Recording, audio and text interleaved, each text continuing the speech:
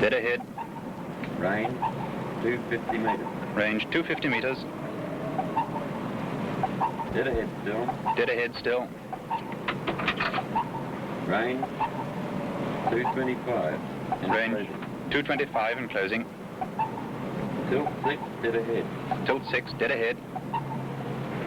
Dead ahead still. Dead ahead. Coming up. Coming up. Lost him in the surface point. He's up.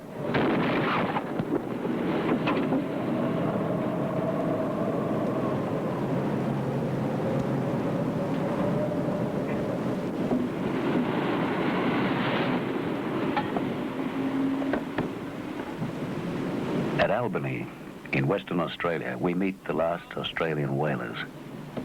Chess Stubbs, master gunner. Like Moby Dick's Ahab, he lost a leg to the giant sperm whale. But to Captain Stubbs that day on the pitching gun deck was just part of the business of whaling. I had my dash leg ripped off on the bottom, 8 inches up from the ankle. When you're chasing whales, you get a little bit frustrated. That's if everything doesn't go right. I was getting a little bit lousy with myself, plus everybody else on the ship.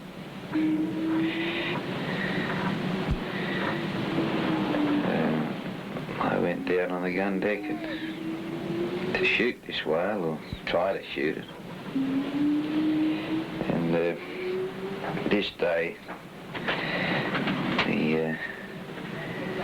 I was having a couple of misses. The harpoons weren't penetrating.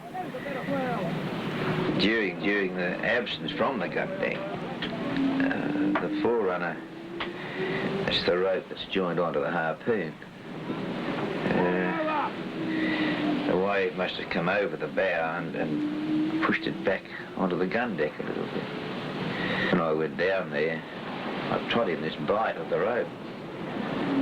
At that split second, when I fired, everything happened in a split second. I woke up with me laying on my back on the gun deck. Well, within an instant, you know. And with 2 feet up in the air, and I was looking at these my 2 legs in the air.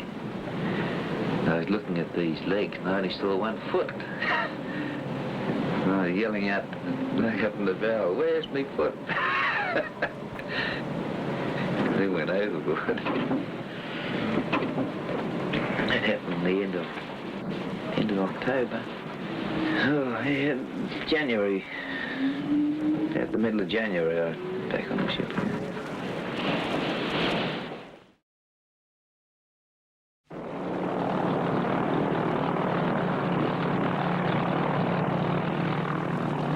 At dawn, the Cheynes Beach Whaling Company musters the forces of 20th century technology.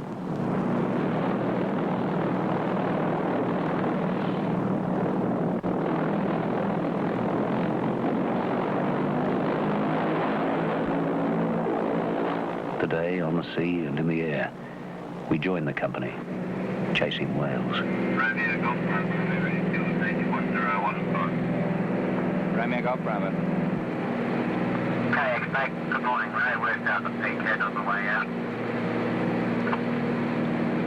Morning, Paddy. Thank you. Thanks, well, good morning, Ray. We're at the channel on the way out. Morning, man. Thank you.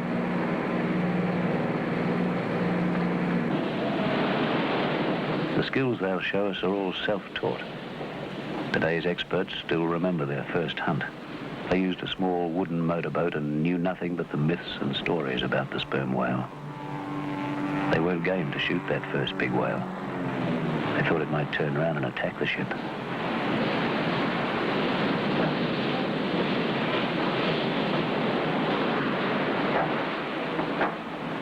Today, the man at the top of the mast won't be first to show us a spouting whale. These days, that honor goes to a new kind of whaleman, in a crow's nest 1,500 feet above the sea. Spotter pilot Ray Robinson. From his flying observation platform above the traditional east-west part of the whales, Ray Robinson scours the horizon for the first telltale white wake of the sperm whale. 100 white patches break the surface of the Southern Ocean as a packed group of marine mammals hurries through the sea. From this height, our untrained eyes might take them for whales. But their size and numbers, the way they move, tells Ray that they're dolphins, massed in a huge school. Unlike the dolphin, which sort of comes up, surfaces, blows, and then goes down again, the sperm whales, when they're on the top end breathing, leave an almost continuous wake. It shows up very clearly. They are the easiest whale to spot from the air. The airborne spotter is a new role in an old business. But in a single season above the Southern Ocean, Ray Robinson would probably see more whales than the grizzled whalers of the old days would have sighted in a lifetime before the mast. I've been flying with a company 9 years, done 7,500 hours, which works out about just under 1 million miles. Most of it ran in circles. Started with a company in a Cessna 172 floatplane. Did 3 years on that, which was quite enough. We didn't have a lot of fuel, and the thing used to sort of climb, cruise and crash at 60 knots, you know. And I remember one day it took me an hour and 10 minutes to go 30 miles. The greatest moment of fear I've had in flying has been when you get out there, you know, faced with a 7 or 8 hour flight and you realise you've left your cigarettes behind. Cigarettes, coffee are forgotten as a column of spray appears. QG KX on 84, about 10 mile bearing 075. A large group of cows and cars with bulls amongst them. Nearly 2,000 horsepower responds to Chess Stubbs' call for full ahead as Ray Robinson drops a marking bag of oil from the circling spotter plane.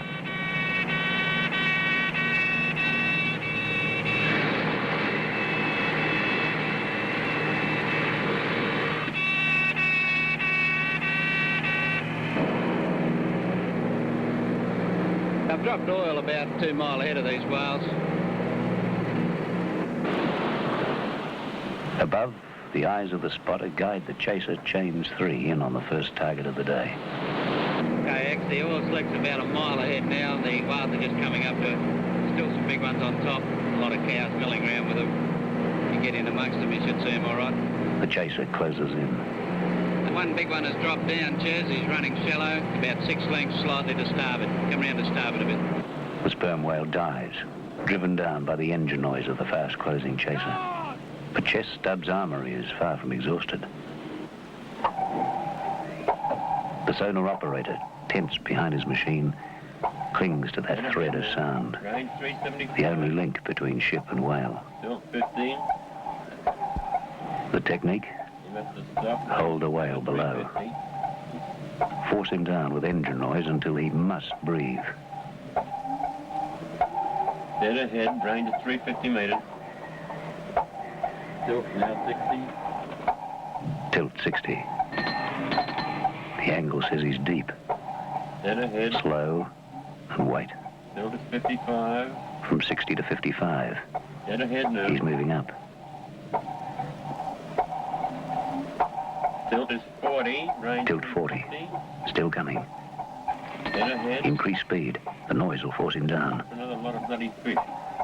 Dead ahead. Tilt is 55. Down deep again, but still needing to breathe. Dead ahead. Tilt 60. 10 degrees to start. Starboard 10. The whale is twisting and turning. The sonar operator strains to read the echo. Tilt is up to 15. He's coming up again. Tilt is 30. 30. Half ahead. This time the engine noise may not keep him down. It's coming up. Tilt is 10. Tilt 10. 6. Tilt 6. He's up. He's up. Not as big as he looked before. Is it size? Big head and tail. Could be a big cow. Bring her up to firing distance. Edge over to him. I should get more onto his flank. The closer I get, the smaller it gets. Starting to go down. Make up your mind. Range okay? Yes, he looks big enough. I'll take it. Don't hesitate. Shoot it.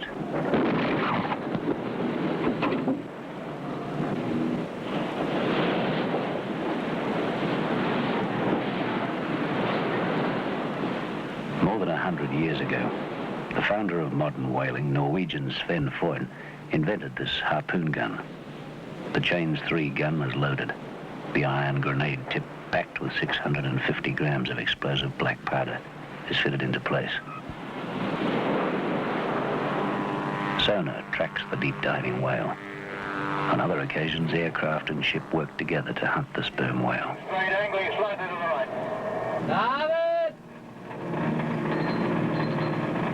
Going very sharply to the right. Loudspeakers on the bridge and gun deck connect spotter pilot and master gunner.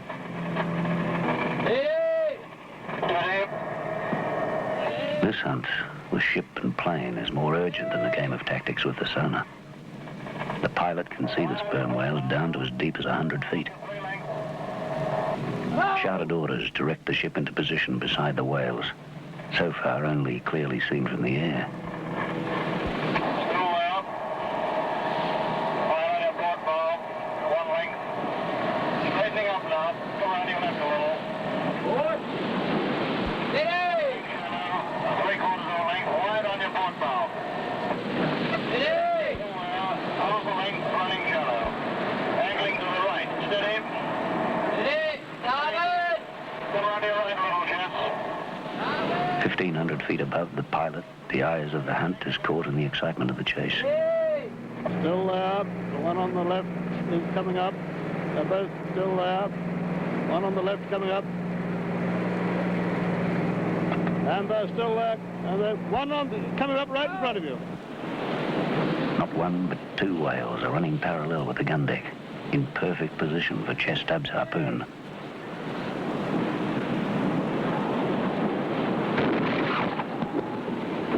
The propelling charge has driven the harpoon through one whale and into the second.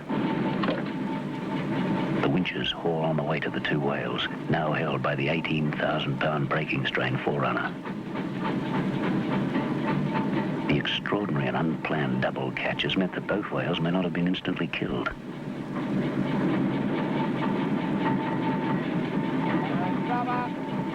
A second harpoon is immediately used.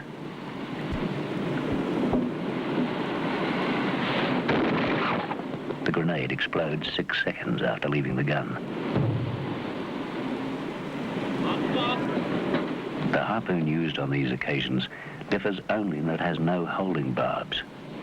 It's called, bluntly, a killer.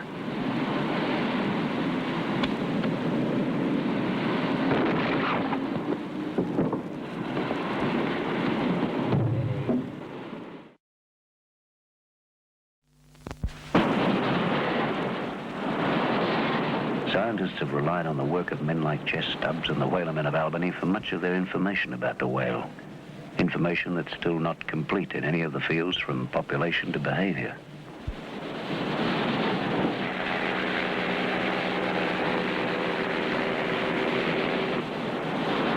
Today, Chess Stubbs takes us stalking whales for science, armed with a shotgun and a marker dart.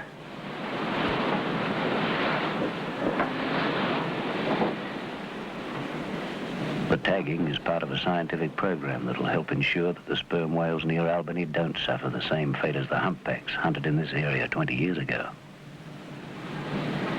Neither public opinion nor the plans for an ongoing industry farming whales would tolerate the kind of killing that drove the slow-moving humpback species near to extinction.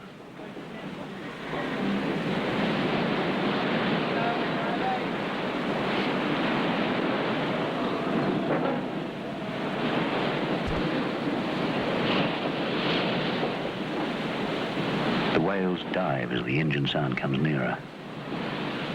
There's no way that Chess can tell the whales of this unusual chaser's harmless intentions.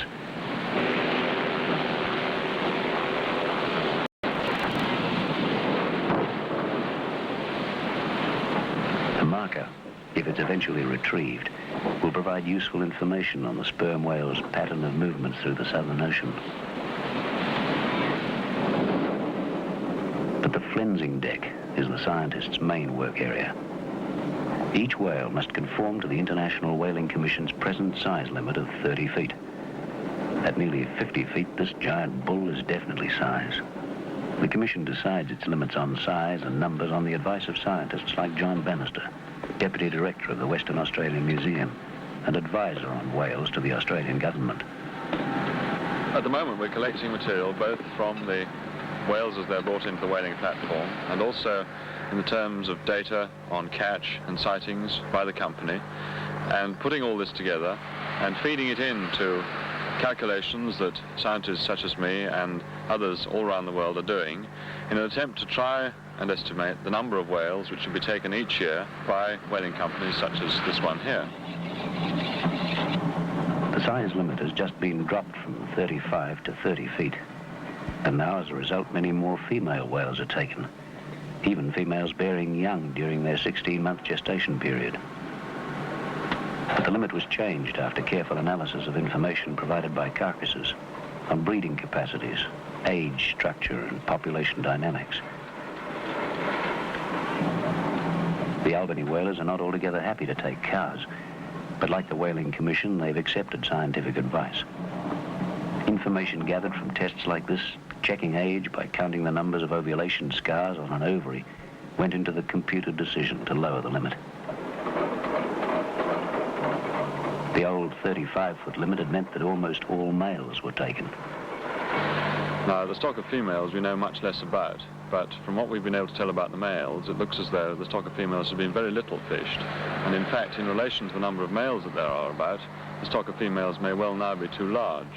That surplus of females may be as high as 14,000, but the Commission's limit is a very conservative 500. On the skin of the gigantic whale, a microscopic passenger tells us of the sperm whale's recent past. Millions of tiny diatoms, minute water plants, together form a film on the whale's surface.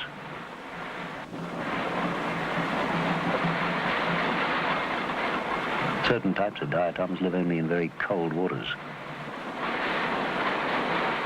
The thin layer may reveal that this whale in the last few weeks swam north from the Antarctic to the hunting grounds of the Cheynes Beach Whaling Company.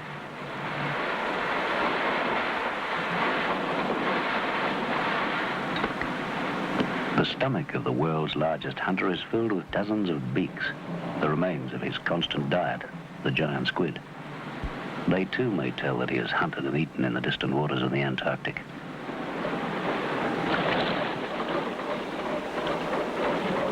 The sperm whale takes his food alive and fighting. The wide-eyed stories of old sailors describe this kind of wild scene, but it may be based on fact, a struggle to the death between the hunting sperm whale and his giant prey. We see the real proof here, clearly visible on the flensing deck of Australia's last whaling company. The whale chest stub shot yesterday has hundreds of distinct circular marks around his jaw.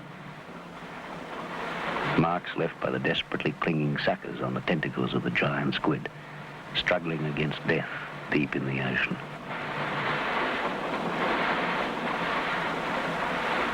His teeth, which fit into sockets in the upper jaw, are used to grip and hold the giant squid. None of the whalers of Albany have seen these whales feeding, and neither have the scientists. But it seems likely that the whale swims the ocean depths, narrow jaw wide open, ready to slam closed on the squid. His piston-like tongue pumps the squid through his narrow gullet. We all know now that the sperm whale is not a fish and not a dragon. It's warm-blooded, an air-breathing mammal. The earliest impressions of whales, and even some later sketches, drew from a confusion of different eyewitness descriptions. Each witness noted one extraordinary feature, though, the blowhole. It's just a nostril, placed in the best position for the whale to breathe.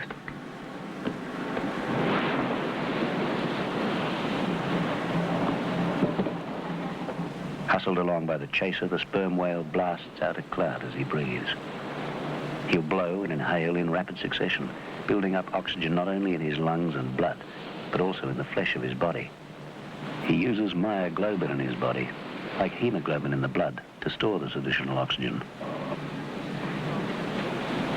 From the bridge of the chaser, we can see that his spouting's angled slightly to the left. His blowhole is positioned uniquely to one side.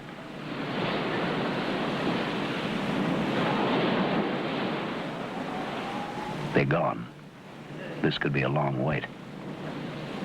Textbooks cautiously estimate the sperm whale can stay down an hour. We timed one whale at Albany for an hour and 20 minutes.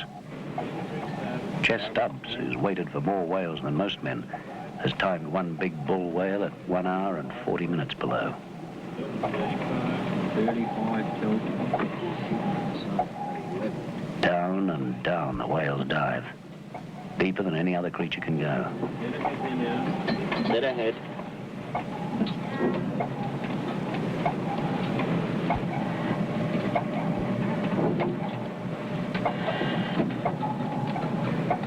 On the bridge of the Cheynes 3, we can see the steadily increasing depth recorded on the sonar board. Nobody knows the limits of the sperm whale's diving ability. But the kind of definite evidence that scientists need came when a sperm whale was found entangled in a submarine cable, drawn up from 3,720 feet down in the Pacific Ocean, off the South American coast. Here off Albany, the whalers have watched and listened as a whale dives down and past the limits of a sonar's 4,000-foot range.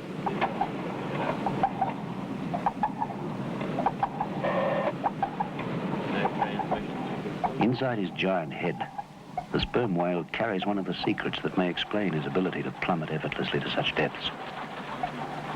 The flensing deck reveals the strange spermaceti. Cooled by water taken in through the blowhole, this substance could increase in density and take the whale to the bottom. Heated by blood pumped through thousands of blood vessels, the density decreases and the whale rises again.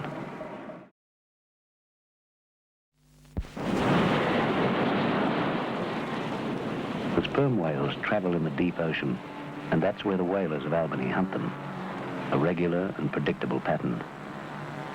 But today, something very strange has happened. Homeward bound from an ocean too rough for whaling, the Cheynes Beach fleet finds whales where whales have never been seen before.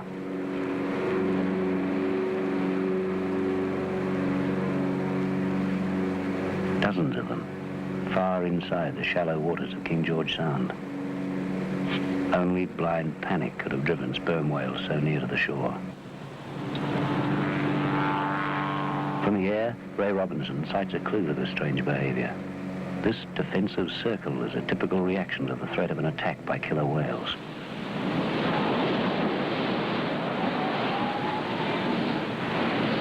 The whalers believe a huge group of whales may strand in mass panic on the beaches.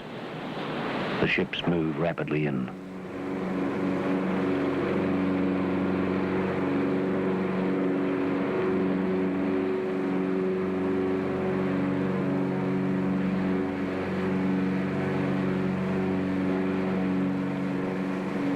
The whales are easily taken in the flat and shallow waters of the Sound.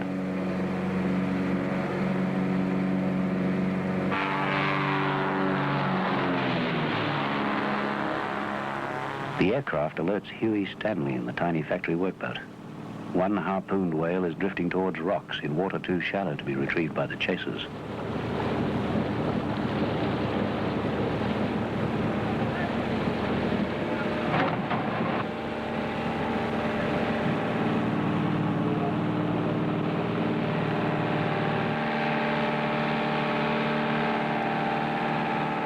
The spotter plane guides the workboat toward the carcass of the drifting whale.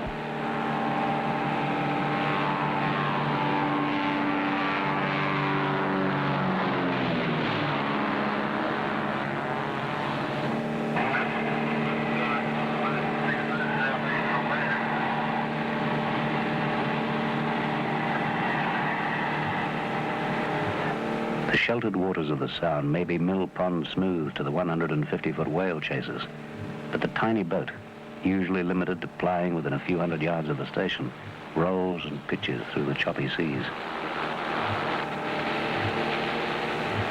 The drifting whale is found.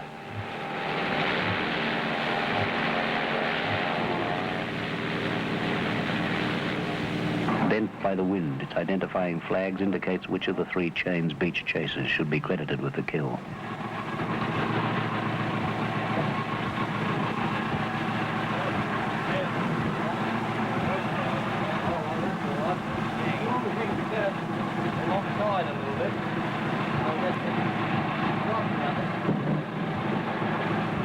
None of the crew of the workboat are eager to risk falling overboard to drag the shaft out. Not because they fear getting wet, but the men we see on this tiny boat among the carcasses know better than anyone else that huge sharks gather around the harpooned whales.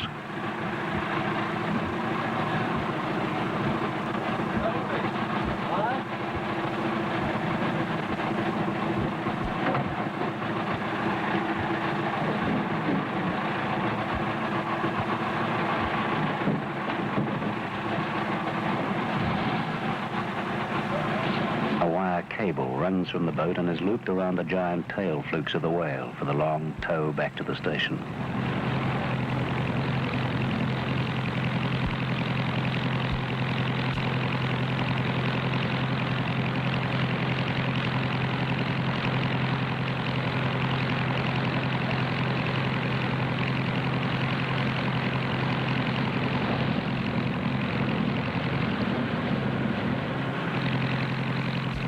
The whaling we've seen today, almost in the backyard of the station, has been an unexpected and profitable surprise for the Cheynes Beach Whaling Company.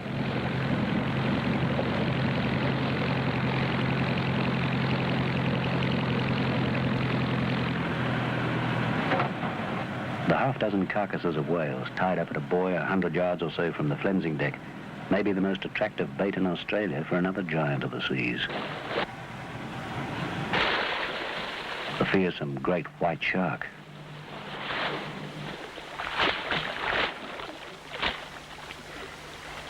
Enormous sharks crowd the blood-stained waters around the station. Sharks big enough to lure game fishermen after a world record.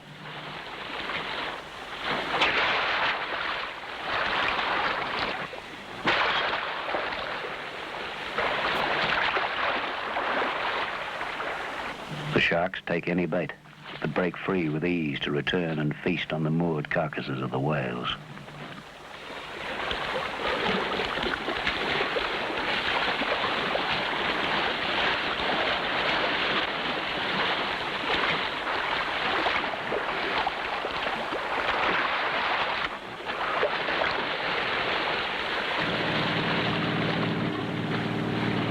But there's one shark catcher who doesn't let them get away. As a safety measure to protect crewmen who may fall overboard while working near the carcasses, and for a price of $50 per set of jaws on the tourist market, whaleman Huey Stanley catches the great white shark.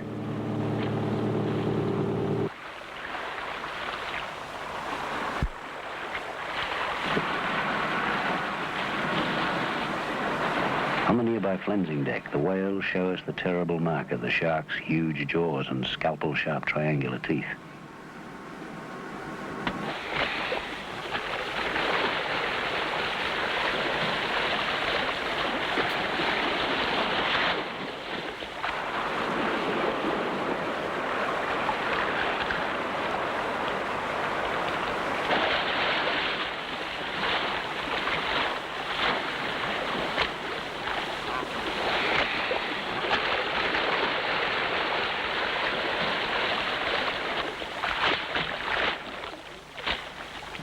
Too many fishermen who choose to catch this kind of shark by lassoing it with a wire noose dangled in front of those tearing jaws.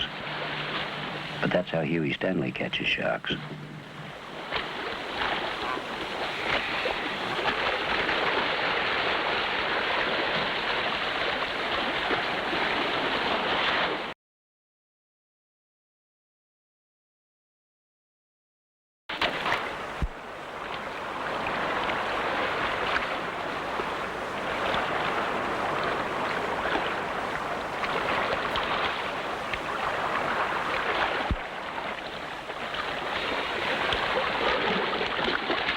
There's no need for Huey Stanley to chase the great white shark in these waters. When they're feeding, they'll come to him, jolting and biting the side of the workboat. But a few inches above those savage jaws, the wire noose is waiting.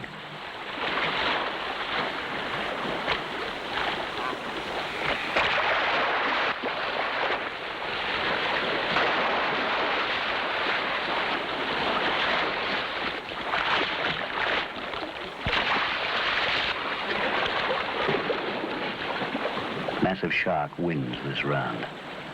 Huey Stanley readies the noose for a better grip as the shark angrily circles to the other side of the boat.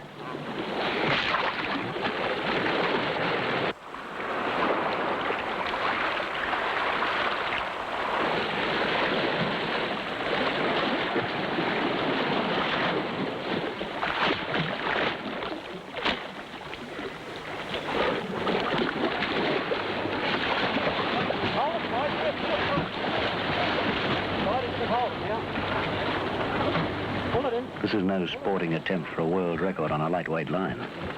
The wire hawser has the shark firmly trapped. But still, the capture's not over. The Albany whalermen have a safe, sure, and unusual technique for dispatching the struggling shark.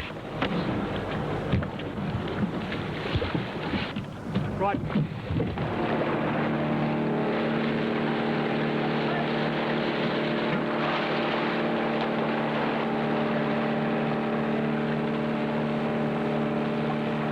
From the stern of the workboat, a whalerman takes aim on the half-drowned predator.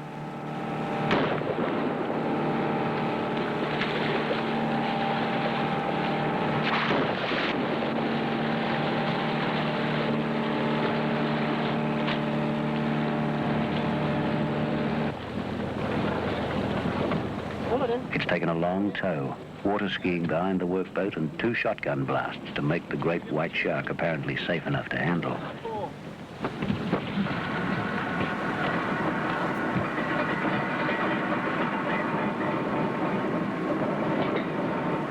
This whalerman is convinced the shark is dead and harmless. It is dead, but he may regret judging it as harmless.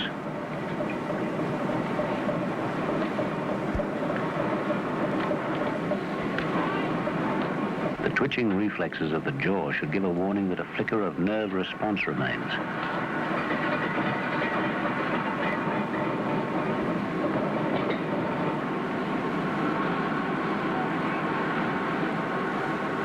The head is severed so that the valuable jaws can be easily removed. Inside the mouth is a piece of blubber. Huey Stanley's workmate rashly decides to retrieve it. The jaws, fearsome even in death, slam closed, and the whalerman tears his hand away.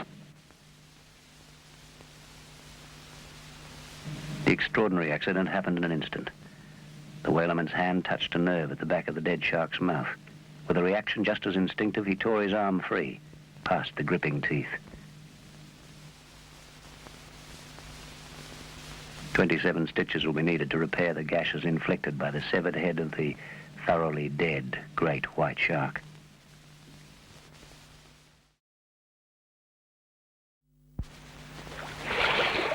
Sperm whaling always was a rough and tough business. Once it was a business only for the roughest and toughest of men. Conditions on the long voyages under sail were often appalling, and the hunt for the whale itself was fraught with danger. Against the bulk of the mighty sperm whale, their striking weapon was a harpoon driven by the strength of one man's arm. Their motto, a dead whale or a stove boat. In those days of tiny wooden boats, the sperm whale entered combat with the whalers at good odds. Even today, we can see that the whale may not be taken lightly. Operations Manager Mick Walters, straight from an 8-hour shift flying the spotter plane, is diving to inspect the latest damage inflicted by a sperm whale on a Cheynes beach chaser. But it can be on the engine room for a while. What's that? But it can be on the engine room for a while. They'll kill him all, look at that. It's got to be tight. Right, we're ready to go. Despite steel ships and explosive harpoons, the whale still takes its toll.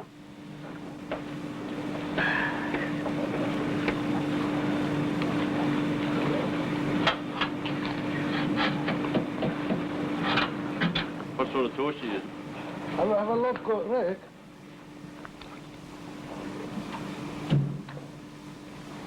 These whalemen value each day's hunting too highly to allow the ship to be tied up during daylight hours. Have a look at it. So this kind of survey and repair must take place in darkness. Timber, look. As you go down past it. Yeah. Thanks, Rick.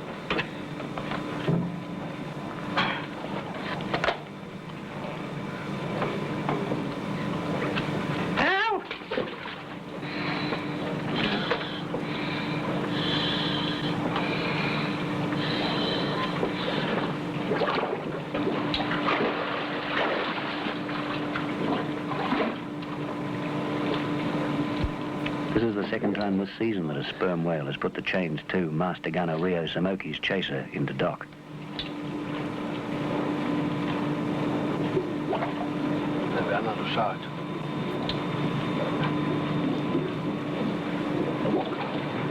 Pretty bubbles coming up.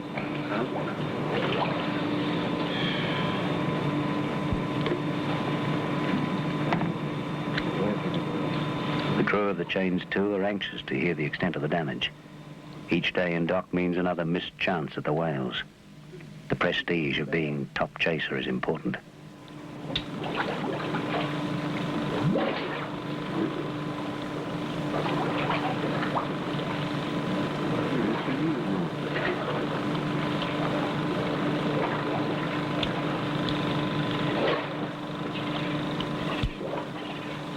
They're not optimistic. The Cheynes 2 has not been lucky this year. In one jolting collision, a harpooned whale met the chaser so forcefully that its 1,850 horsepower steam engine was shifted on its mountings. Would you empty the torch, Dennis? Yeah. It's filled with water. Well, Dennis, you're absolutely right. It's absolutely sculpted like that. Exactly as you... Now then... The report confirms their gloom. The sperm whale has severely damaged the ship's essential sonar equipment. A whale, obviously. Oh, you know about it. Only got a brush alongside it, no dent, isn't it? Daylight reveals the flattened sonar dome. An even heavier collision, yet another whale smashed the ship's propeller. It's also dented Rio Samoki's master gunner's ego. While he waits in dock, the other master gunners forge ahead of his tally of whales.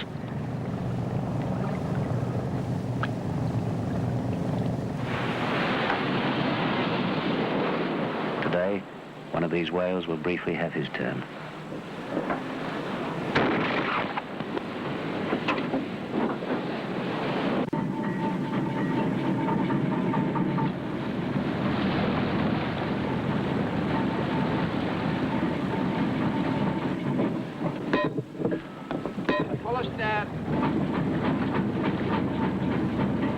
In his death throes, the giant whale is heading straight for the Cheynes 3.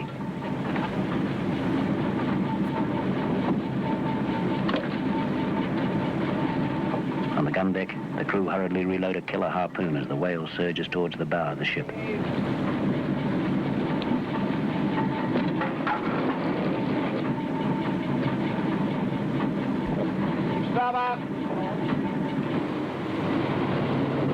The whale's seeming moment of revenge is brief, ended by the delayed explosion of the harpoon's grenade.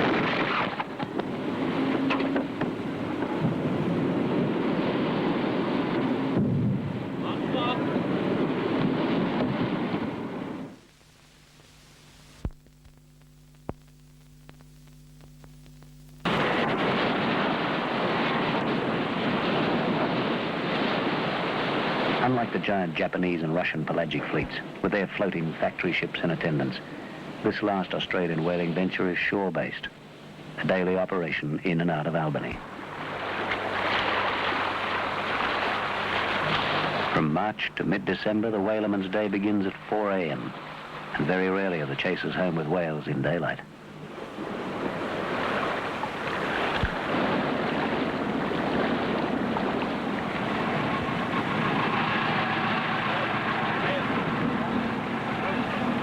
Stanley's tiny workboat, dwarfed by the mammoth bulk of 3 whales, tows the carcasses to the flensing deck.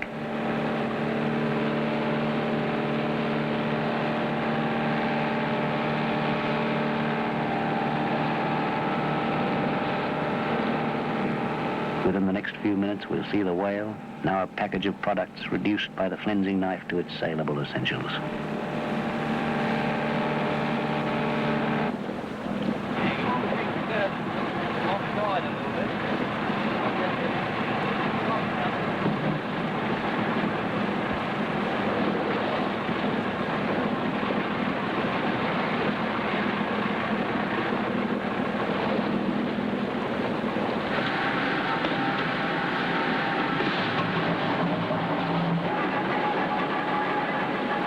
The smells, the sounds, the sights of the flensing deck and whaling station have none of the romance of the sea and ships about them.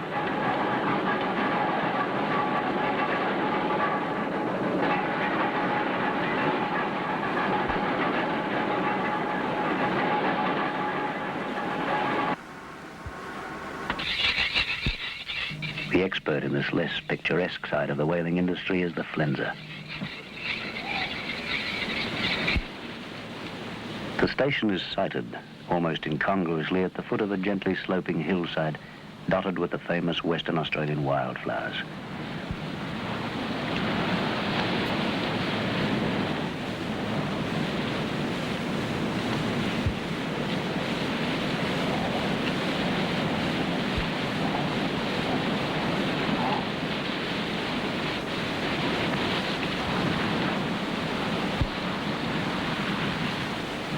The rolling slope of delicately coloured wildflowers sweeps down to Frenchman's Bay, a quiet, natural garden surrounding the harsh contrast of the station, the hacking knives and pounding machinery of the flensing deck.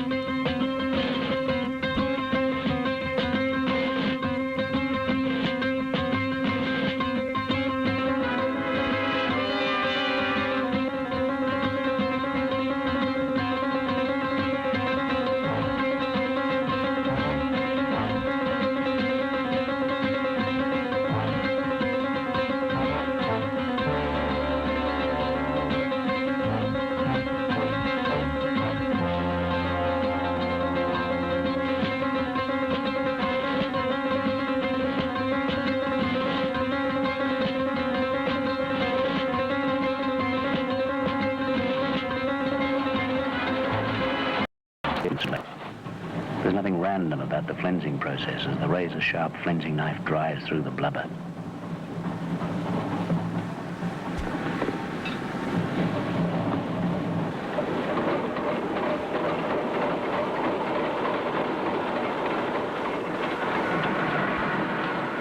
Like master gunners, these Australian flensers are self-taught. The first whale dragged onto a deck took the men who shot it 3 days of laborious experimental chopping to flens.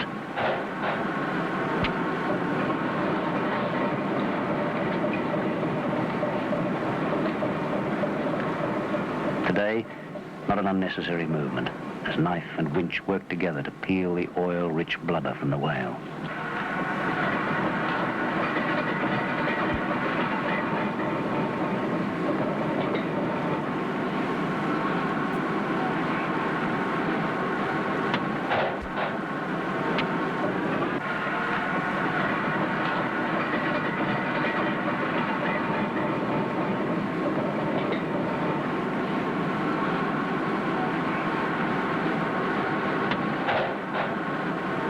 Nothing is wasted.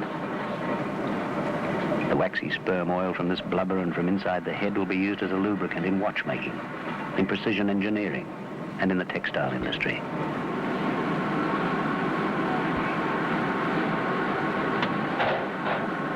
The Whale meal and whale solubles are a protein-rich stock food.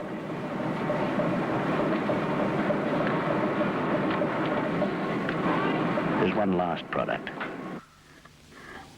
Ambergris, a magical name from the romantic days of whaling.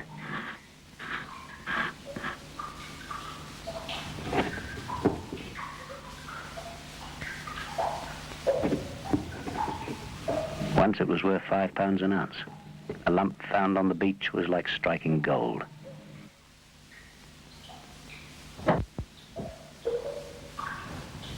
Not anymore. Synthetics have taken over ambergris's role in the perfume industry.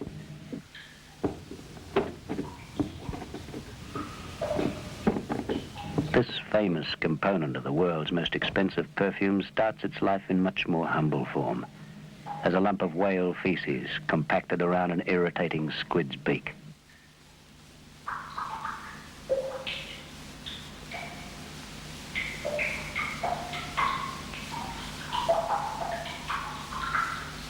The Cheynes beach whalers still find and refine ambergris.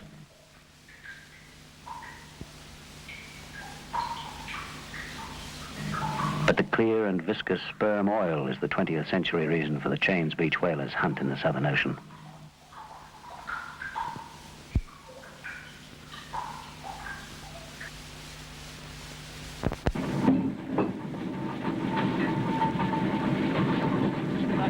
Chest stubs with grizzled beard, artificial leg and colourful sailor's vocabulary fits comfortably into our old romantic image of the whaler man, the sea-going hunter.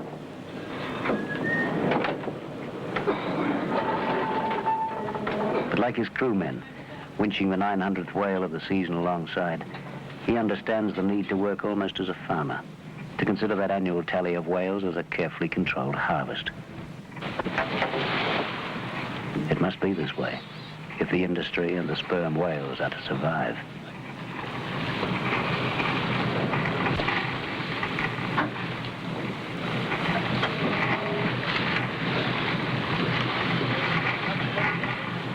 Each whale chest tub shoots will be measured by an inspector from South Africa, an observer exchanged between nations to police the International Whaling Commission's regulations.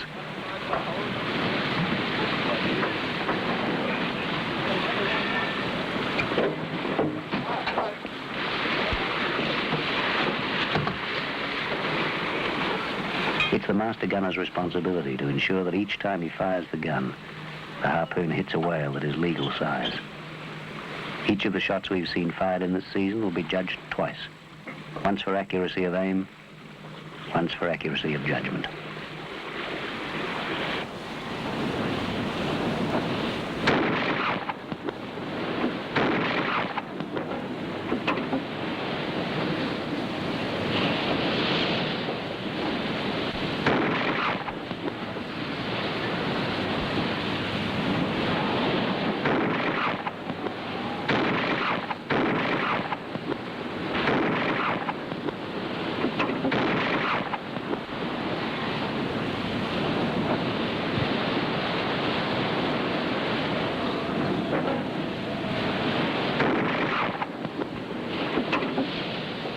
The last Australian whalers can justify their activities on economic grounds.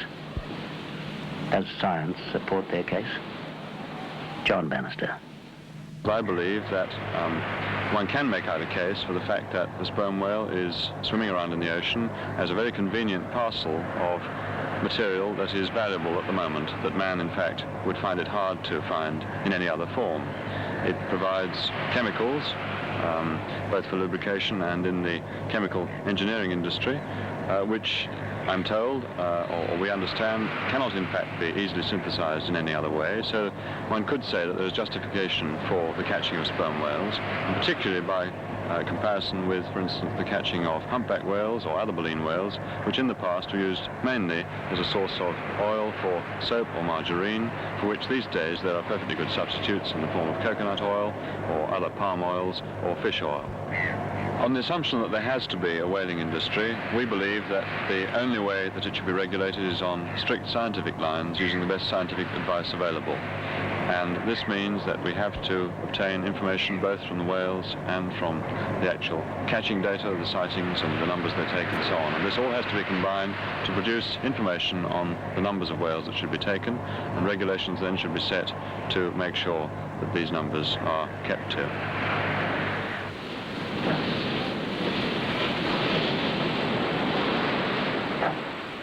The Cheynes Beach Whaling Company, the last Australian whalers, operate successfully because of a fortunate coincidence of geography and the whales' movements.